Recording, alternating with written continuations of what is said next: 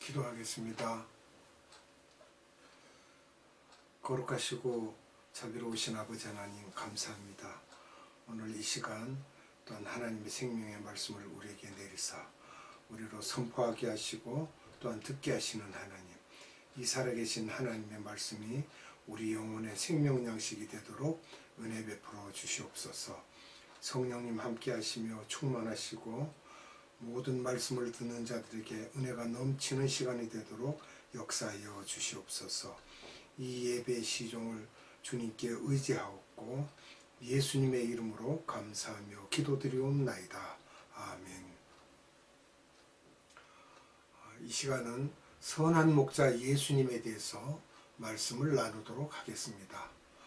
선한 목자 예수님, 시편 23편 1절로 6절의 말씀을 보도록 합니다. 우리가 너무 잘 아는 말씀이죠. 여호와는 나의 목자시니 내가 부족함이 없으리로다. 그가 나를 푸른 초장에 누이시며 쉴 만한 물가로 인도하시는도다. 내 영혼을 소생시키시고 자기 이름을 위하여 의의 길로 인도하시는도다. 내가 사망의 음침한 골짜기로 다닐지라도 해를 두려워하지 아니할 것은 주께서 나와 함께 하심이라. 주의 지팡이와 막대기가 나를 안위하시나이다. 주께서 내 원수의 목전에서 내게 상을 베푸시고 기름으로 내 머리에 바르셨으니 내 잔이 넘치나이다. 나의 평생의 선하심과 인자심이 정녕 나를 따르리니 내가 여호와의 집에 영원히 거하리로다. 아멘. 예수님의 이름이 100여 가지가 있는데 그 중에 하나가 선한 목자 되신 예수님이었습니다. 요한복음 10장 10절로 12절을 봅니다. 도적이 오는 것은 도적질하고 죽이고 멸망시키는 것뿐이요 내가 온 것은 양으로 생명을 얻게 하고 더 풍성히 얻게 하려는 것이라. 나는 선한 목자라. 선한 목자는 양들을 위하여 목숨을 버리거니와 삭구는 목자도 아니요 양도 제 양이 아니라 이리가 오는 것을 보면 양을 버리고 달아나나니 이리가 양을 늑탈하고 또 해치느니라. 아멘. 나는 선한 목자다라고 하셨어요. 선한 목자는 양들을 위해서 목숨을 버린다고 했어요. 그렇지 않으면 선한 목자가 아닙니다. 성서에서 목자는 세 가지 의미의 은유를 갖고 있습니다. 첫째, 임금을 지칭할 때입니다. 다윗, 이사야, 예레미야 등 예수님이 왕일 때 그들은 그 왕의 신하였습니다. 즉 시편 78편 71절로 72절에 보면 이스라엘의 목자는 이스라엘의 왕이라는 것이에요. 그 왕에게는 어떻게 해야 됩니까? 무조건 복종과 순종의 관계입니다. 임금이 신하의 모든 것을 책임지기 때문에 신하는 복종할 수밖에 없습니다. 두 번째는 주님. 주님 할 때 더 로드라는 말을 사용하죠. 다윗이 시편 28편 6절에서 9절에 보면 나의 힘이 되시고 방패가 되시고 산성이 되시고 목자가 되십니다 라고 고백합니다. 시편 80편 1절에도 이스라엘의 목자여 라고 외치고 있고요. 예수님이 주님이시면 우리는 종일 뿐입니다. 그 주님은 종은 먹는 것, 입는 것 걱정할 필요가 없어요. 책임은 주인이 책임지니까, 주님이 책임을 지니까. 그래서 우리가 주님 합니다. 세 번째, 문자 그대로의 의미 예수님. 예수님이에요. 요한복음 10장 11절, 14절, 히브리서 13장 20절에 보면 양의 큰 목자. 또 베드로가 말하기를 베드로전서 5장 4절에 우리는 양이고 목사들은 목자이지만 예수님은 목자장이시다는 거예요. 예수님이 목자면 우리는 또 양이고요. 예수님이 오신 목적은 우리가 알아야 되는데 크리스찬의 두 가지 종류가 있습니다. 양으로 생명을 얻게 하고 할 때는 양이 구원을 받는 것이죠. 그런데 그 구원받는 성도가 더 풍성히 얻게 하려는 것이에요. 구원과는 관계가 없고 구원받은 양들이 더 풍성한 영계 속으로 들어갈 수 있다는 거예요. 그런데 그게 다가 아니라는 거예요. 많은 크리스찬들 중에 한 10% 정도라는 겁니다. 이게 참 우리가 조심해야 될 일들이에요. 여호와는 나의 목자시니 내가 부족함이 없으리로다라는 고백은 두 번째 기독교인들이 할 수 있습니다. 예수님이 나의 왕이시며 주인이심을 고백하며 삶을 그렇게 사는 크리스찬들이에요. 그렇지 않으면 우리가 입으로 주여 주여 그랬을 뿐이지 입으로만 주여 주여 그렇고 그 마음은 아니라는 거예요. 시편 23편 2절에 자기의 이름을 위하여 그랬는데 예수님의 이름을 매일 묵상해야 된다는 거예요.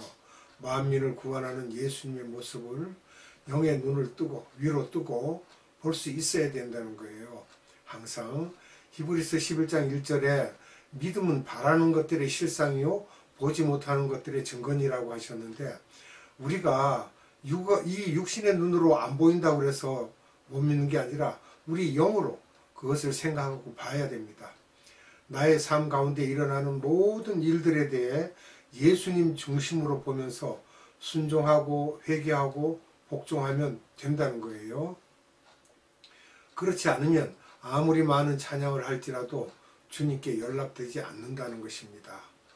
이렇게 내가 부족함이 없다는 고백을 할 수 있는 수준까지 가면 먼저 나에게 예수님 안에서 평강이 오고 또 근심, 염려가 없어지며 자기도 모르게 성령의 9가지 열매들이 맺어지게 되는 것입니다. 다윗이 사울 때문에 고통을 받고 있을 때 다윗은 예수님을 깊이 만나고 이런 신앙 고백을 할 수 있었습니다. 예수님을 전적으로 의지하기 때문에 세상의 여러 가지 환경들을 이길 수 있었던 것입니다. 가장 중요한 것은 주종관계를 어떻게 갖느냐 하는 것입니다.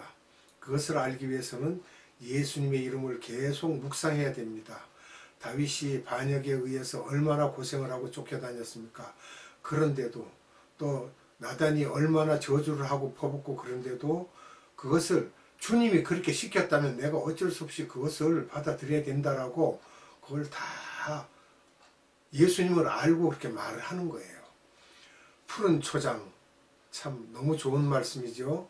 푸른 초장이 양의 먹이 아닙니까? 양들이 꼴을 얻어서 먹을 수 있는 곳이 푸른 초장인데 하나님의 말씀을 나에게 때를 따라 주신다는 거예요. 말씀을 잘 소화하여 영감이 깊어지고 높아지고 길어지고 넓어지게 되며 영적으로 성숙하고 말씀이 나의 등불이 됩니다. 내 길에 또 쉴만한 물가라는 말씀은 성령의 우리가 생수를 생각해야 됩니다. 성령 세례, 성령의 기름 부으심, 또 나의 마음이 계속 정화되고 마음이 청결한 자는 복이 있나니 저희가 하나님을 볼 것이라고 한 것처럼 영계를 볼 수 있는 것입니다. 하나님 보좌 우편에 예수님이 서 있고 우리가 사도행전 7장을 보면은 그 어떻게 됩니까? 스데반 집사님이 마지막에 예수님이 보좌 우편에 서신 것을 보게 됐잖아요. 돌에 맞아 죽는 게 아픈 게 아니라 그걸 보고 너무 좋으니까 죽는 게 더 낫죠. 이 땅에 쓰레기 같은 이 땅에 사는 것보다. 또 내 영혼이 소생된다는 건 원래대로 우리가 주님이 우리를 창조하셨을 때 같은 그런 원래대로 복구되는 거예요. 과거의 죄로 인해 파괴되어서 마귀의 성품으로 가득했던 것을 이렇게 함으로써 내 성품을 복구하고 회복시켜 준다는 거예요. 원상태로. 과거에는 좌절감, 불안감, 배신감, 열등의식이 있었는데 예수님의 이름을 묵상하고 예수님과의 관계를 맺으면서 나의 마음을 복구시켜주고 회복시켜주고 성화시켜 주심으로 이길 수 있고 내 영혼이 소생된다는 것입니다. 또 여기에 사망의 음침한 골짜기 그랬는데요. 자, 건강 문제, 우리가 몸이 아프거나 괴로울 때 사업 문제, 배신감, 외로움 등 여러 가지 문제가 있을 수 있지만 능히 이길 수 있다는 거예요. 왜? 예수님이 나와 함께 하심으로 나를 안 있게 하신다는 거예요. 평안하게 해주시고 그런 것에서 마음이 떠나는 거예요. 괴로운 것에서. 여기서 다윗은 원수의 목전에서 천국의 상급 수여식 장면을 보게 됩니다. 다윗이 원수는 자기의 아들 압살롬이었죠. 반역을 해가지고 아버지를 죽이려고 쫓아올 때 개의치 않았습니다. 그냥 피했습니다. 그도 예수를 믿는 자지요. 하나님을 믿는 자인데도 그랬어요. 우리 가운데도 예수를 믿으면서도 우리하고 원수되는 짓을 하는 사람들이 있습니다. 우리의 연단과 훈련을 같은 크리스찬들을 통해서 받을 수가 있습니다.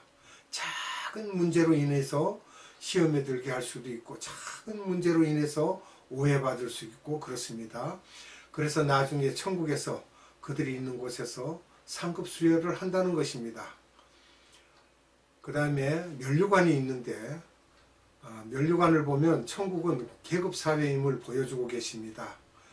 그래서 내 평생의 여호와의 선하심과 인자하심이 항상 나와 함께 하시고 인도한다고 고백할 수 있는 것입니다.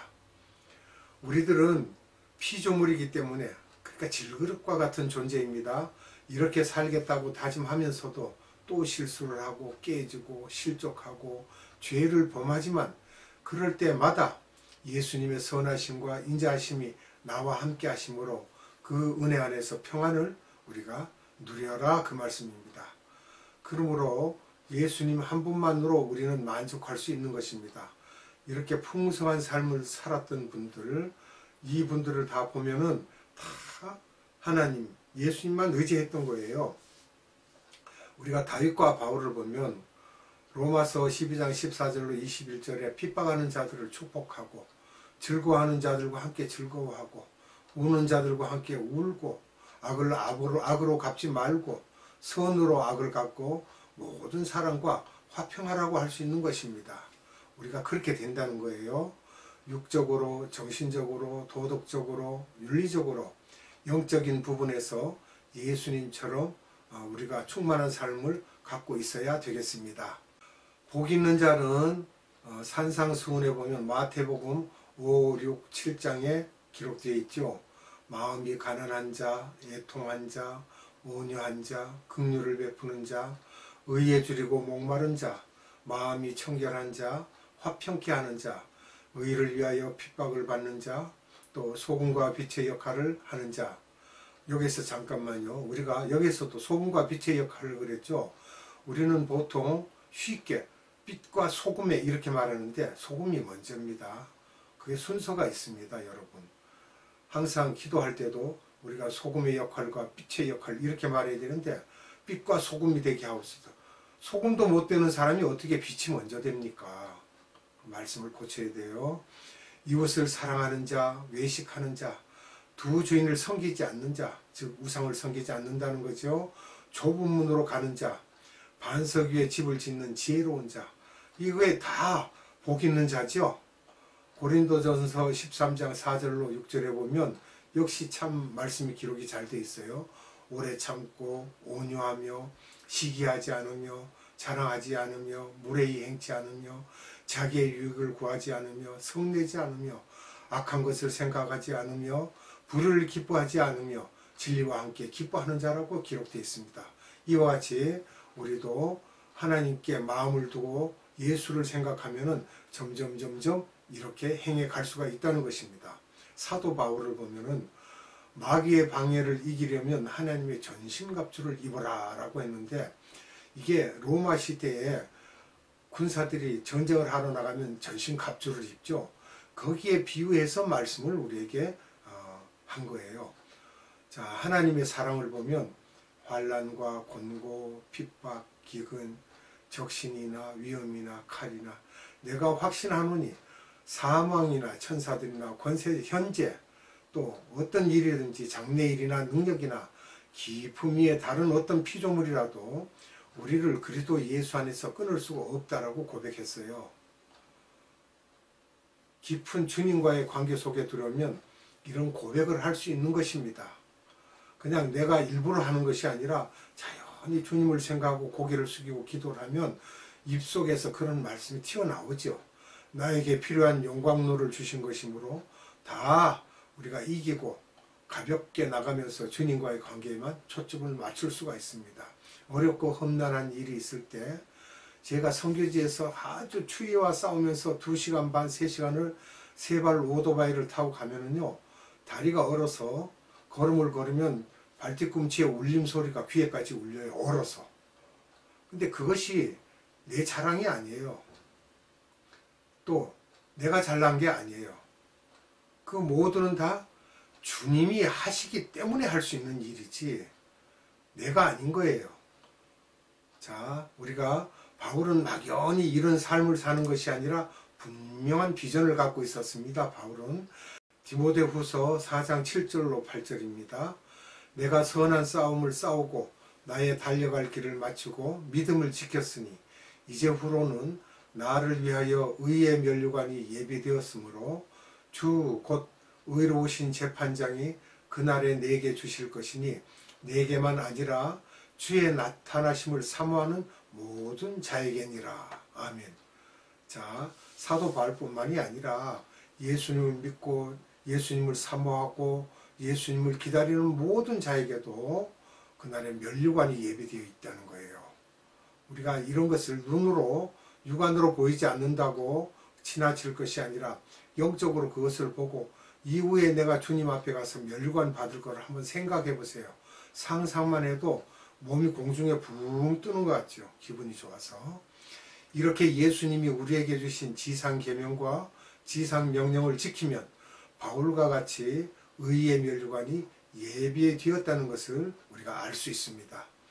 시편 23편은 다윗처럼 풍성한 삶을 살고 나가서 예수님의 영광을 위하여 지상 계명과 지상 명령을 수행하는 소수의 10%를 위하여 만드신 조건이며 이들은 예수님을 진정한 목자로 의지하고 주님을 왕으로 의지하고 순종하는 자들입니다. 주님 외에는 다른 욕심 부리지 않게 하시고 오직 다윗과 같이 고백할 수 있도록 늘 찬양하고 묵상하고 순종으로 실천하게 하옵소서라고 우리가 기도해야 되겠고 다윗과 같은 복을 누리게 하옵소서 기도해야 할 것입니다. 그것이 영적인 복과 육적인 복을 다 우리가 받을 수 있는 그러한 입장이 됩니다. 기도하겠습니다. 사랑의 하나님 감사합니다. 오늘도 귀한 생명의 말씀을 주셔서 예수님에 대한 것을 자세히 알 수 있게 하시고 또한 예수님은 우리의 왕이 되심과 또한 그가 우리의 참 목자이심을 알게 하신 하나님의 생명의 말씀이 참으로 감사하고 오묘하고 우리를 천국으로 이끌 수 있는 지상에서 제일 좋은 아름다운 말씀임을 명심할 수 있도록 은혜 베푸심을 감사드립니다. 이 땅에서 살면서 땅의 것에 눈을 돌리지 아니하고 오직 예수 그리스도의 십자가의 표대만 바라보고 달려갈 수 있는 우리 믿음 있는 모든 성도들이 되게 하여 주시옵소서.